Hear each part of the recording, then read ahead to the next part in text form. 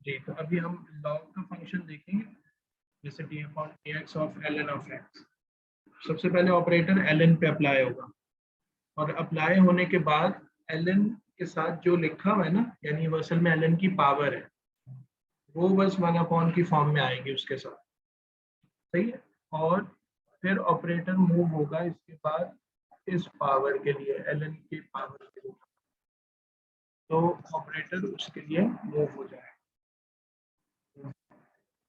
जी देखो, मिसाल के तौर पर आपके पास है ln ऑफ ax, आपने इसको डिफरेंशिएट करना है। सबसे पहले ऑपरेटर किस पे अप्लाई होगा, ln पे। तो ln के साथ जो है ना, वो 1 अपॉन की फॉर्म में आ जाएगा। उसके बाद क्या होगा, ऑपरेटर मूव होगा उसके लिए जो ln के साथ, यानी ln की पावर में। तो अब यहाँ पे क्या होगा, तो 1 अपॉन ax, और इसको जब आप करेंगे ना, आपके पास a आंसर है, a से a कैंसिल हो जाएगा, 1 अपॉन x इसका आंसर बनेगा। एक और देखें, हाँ वो भी देख लो। फर्स्ट करें कि ln of ax plus b लिखा हो, आपने इसको डिफरेंशिएट करना। सबसे पहले ऑपरेटर किस पे अप्लाई होगा, ln पे अप्लाई होगा, 1 अपॉन ax प्लस b, और फिर ऑपरेटर मूव हो जाएगा उसके लिए जो ln की पावर में था, उसका आंसर वहां पे a आ जाएगा, a upon ax plus b, ये इसका फाइनल आंसर होगा। अभी नहीं कर सकता, सही है। तो ये है ln की डिफरेंशिएशन, नेचुरल लॉग। तो होगा ये कि ln के साथ जो लिखा हुआ है ना, वो हमेशा 1 अपॉन की फॉर्म में आ जाएगा। हाँ, वो ax प्लस b को आपने डिफरेंशिएट किया ना, उसमें a बचेगा। तो अब देखें, आपके पास ln का जो ग्राफ होता है ना, वो इस तरह का होता है, ठीक है। और जब आप d upon D X of ln of x करेंगे,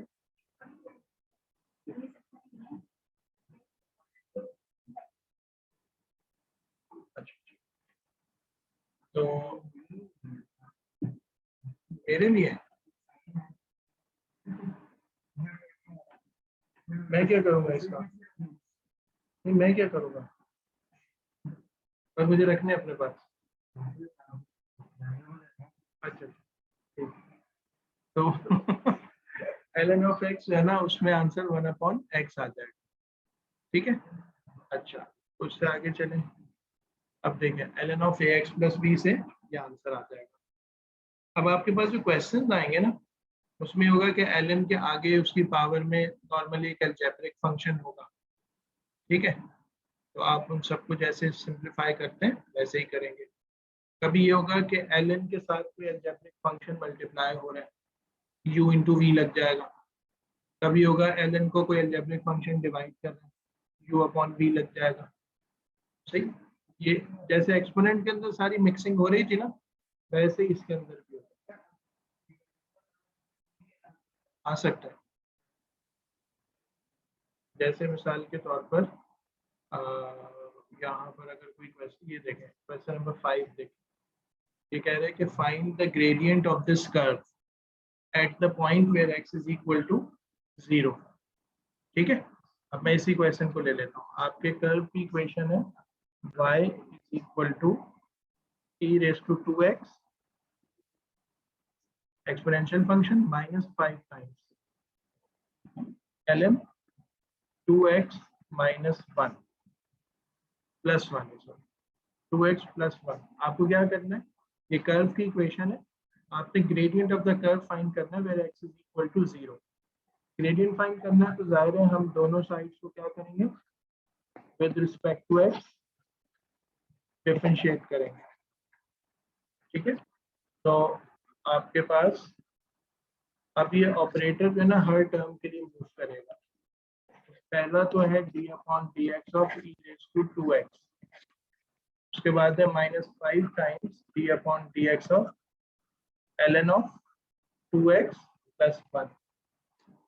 अच्छा, एक्सपोनेंशियल फंक्शन के आंसर में खुद एक्सपोनेंशियल फंक्शन आता है और ऑपरेटर किसके लिए मूव होता है, उसकी पावर के लिए, -5 टाइम्स। ऑपरेटर ln पे अप्लाई होगा ना, तो ln के साथ जो लिखा हुआ है वो 1 के फॉर्म में चला जाएगा, और फिर ऑपरेटर मूव होगा उसके लिए जिसके साथ ln लगा हुआ था। सही है।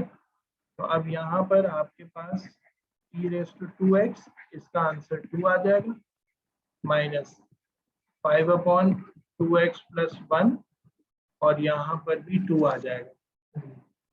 तो अब आप इसे लिख सकते हैं 2 times e⁻²x minus 10/2x plus 1।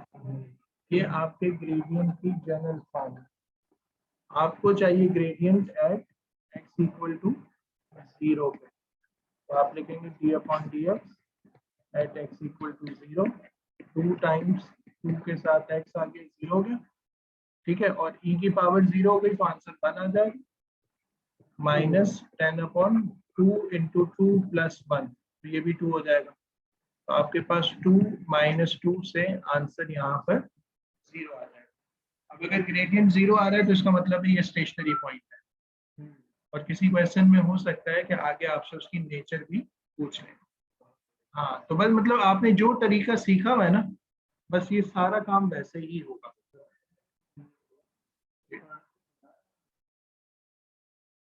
अगर लग रहा है तो दोबारा लगा दें, बाज़ औक़ात नहीं भी लगता। अच्छा, अब इसमें एक इंटरेस्टिंग क्वेश्चन है, ये क्वेश्चन नंबर 11 है। इसके अंदर आपके पास जो है ना y जो है ना एक्सपोनेंशियल फंक्शन की पावर में है, ठीक है, और आपको क्या चाहिए, हाँ हाँ, पहले आप ln लगाएं ताकि y जो है ना वो आपके पास नीचे आ जाए। एक तरीका ये भी हो सकता है।